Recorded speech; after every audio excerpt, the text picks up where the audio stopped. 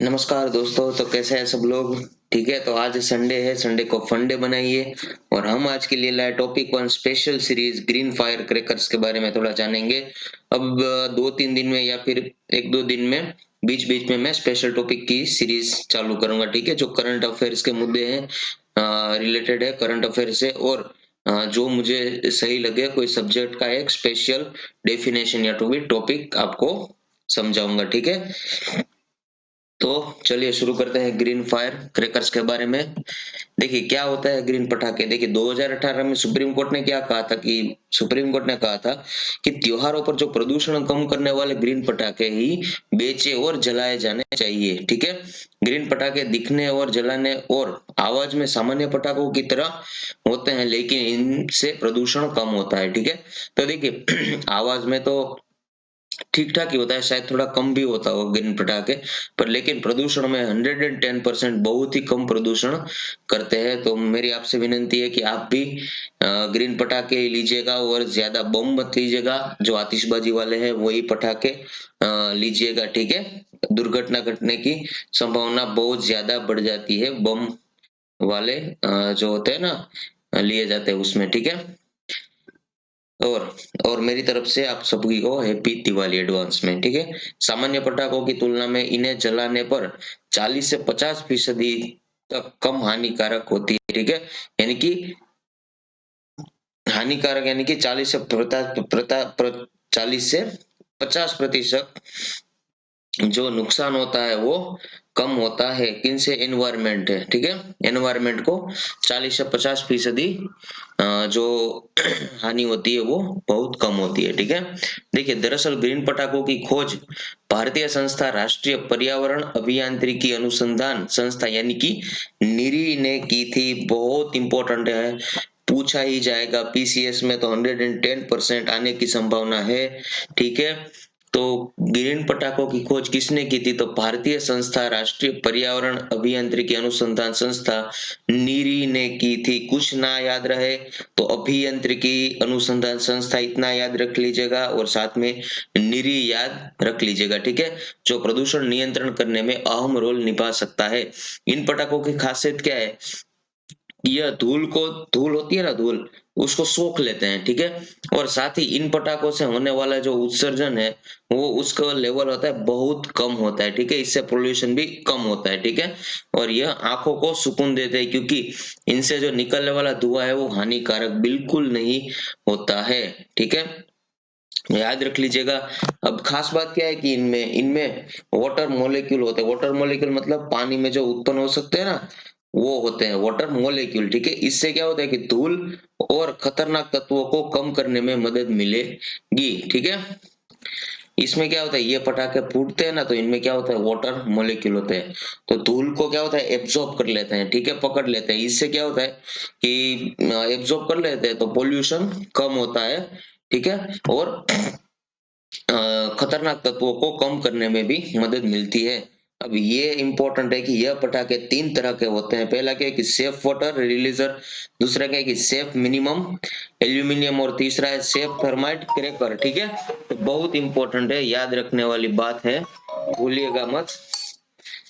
और नेक्स्ट क्या है कि सीएसआईआर का दावा क्या है कि सीएसआईआर ने एक दावा किया, क्या किया है कि ग्रीन पटाखों के जरिए ये खतरनाक नाइट्रस ऑक्साइड और सल्फर डाइऑक्साइड के साथ ही छोटे छोटे कणों के उत्सर्जन में भी 30 से 35% की कमी लाई जाएगी।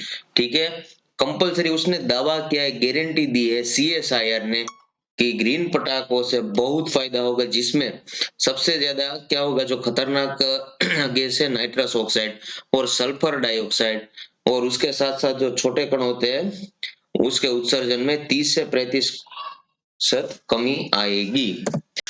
अब पूरी दुनिया में पटाखों का सबसे बड़ा उत्पादक चीन है। याद रखने वाली बात है, पीसीएस स्पेशल।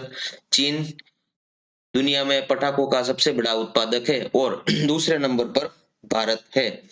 भारत में कहा, तमिलनाडु में जो शिवाकाशी को फायर क्रैकर्स का उत्पादन का गढ़ माना जाता है। ये तो सबको पता होगा, अगर नहीं पता है तो याद रख लीजिएगा। अब पटाखे हमारे देश में मुगल के समय से ही चलाए जा रहे हैं और मुगलों के दौर में आतिशबाजी और पटाखे का इस्तेमाल होता है। यूपीएससी फेवरेट, यूपीएससी कैसे पूछ लेगा कि फायर ग्रीन के या फिर पटाखे हैं वो मुगल के काल में जलाए जाते थे, तो कंफ्यूजन में आ सकते हैं। तो याद रखना, क्लियर कर लेना कि पटाखे हमारे देश में मुगलों के समय से ही चलाए जा रहे हैं। मुगलों के दौर में आतिशबाजी और पटाखे इस्तेमाल होते थे।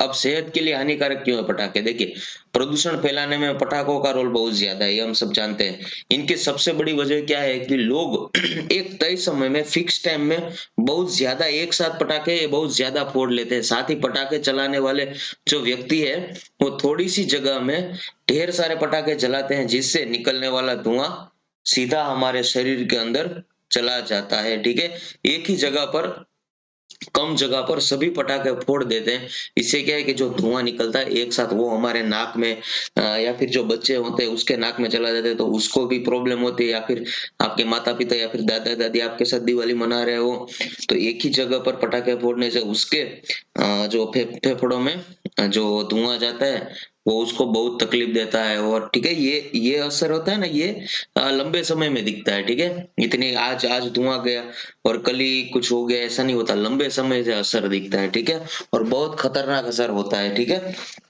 तो आप भी ध्यान रखिएगा।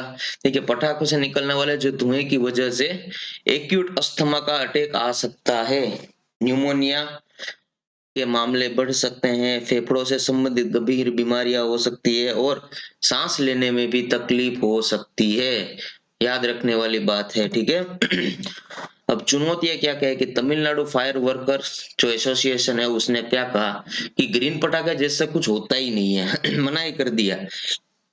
अब संस्था ने कहा कि हम पटाखों में रसायन का इस्तेमाल कम कर सकते हैं, पर ग्रीन पटाखे कैसे बनेंगे इस बारे में हमें कुछ भी पता नहीं है। ये चुनौतियां है। ठीक है, दूसरा क्या है कि इसमें मिनिस्ट्री कौन सी है, यानी कि ग्रीन पटाखे हैं उस पर नियंत्रण कंट्रोल कौन करता है, इंपॉर्टेंट है, कुछ भी करके याद रख लीजिएगा। Ministry of commerce and industry और ministry of science and technology, ये दोनों मिलकर ग्रीन पटाखे का नियंत्रण करते हैं। ठीक है, और साथ में क्यूआर कोड भी लगता है। ठीक है, साथ में जो ग्रीन पटाखे होते हैं ना उसमें क्यूआर कोड भी होता है, जिससे क्या पता चलता है कि ग्रीन पटाखे ओरिजिनल है या फिर ये ग्रीन पटाखे है या फिर नहीं है, उससे क्यूआर कोड भी स्पेशल देते हैं। ठीक है, देखिए ये रहा, देखिए यहाँ पर एक क्यूआर कोड। ठीक है, यहाँ पर देखिए ब्लू पर में CSIR भी लिखा हुआ है। ठीक है, अब the crackers couldn't be loud, ठीक है, the crackers couldn't be loud beyond a certain limit had to be approved by the petroleum and explosive safety organization। ठीक है, अब क्या हुआ कि जो petroleum and explosive safety organisation है वो तक जो पटाखे होते हैं वो कुडंट बी लाउड, अगर ज्यादा आवाज ना करे उसके लिए अप्रूव देते हैं। ठीक है, तो कौन देता है कि petroleum and explosive safety organisation, ताकि ज्यादा आवाज ना करे ऐसे पटाखे बनाए जाएं। इसका जो नियंत्रण होता है वो कौन करता है और अप्रूव कौन करता है, petroleum and explosive safety organisation. And had to be free of mercury arsenic and barium, और वो पटाखे होते हैं वो जो प्रदूषण फैलाते हैं ना, मर्क्यूरी आर्सेनिक और बेरियम, ठीक है, उससे लेस हो। ठीक है, यानी कि वो ना हो इसमें। ठीक है, तो बस यही था आज का ग्रीन क्रैकर्स। ठीक है, तो पूरा का पूरा लेक्चर एक बार देखिएगा। मैं गारंटी देता हूं कि यूपीएससी या फिर पीसीएस या फिर कोई भी गवर्नमेंट एग्जाम में अगर फायर क्रैकर से प्रश्न पूछा जाए तो आपका क्वेश्चन गलत नहीं होगा। तो मिलते हैं कल, आपकी एमसीक्यू सीरीज कल से चालू हो जाएगी फिर से। ठीक है, तो जय हिंद, जय भारत और हैप्पी दिवाली।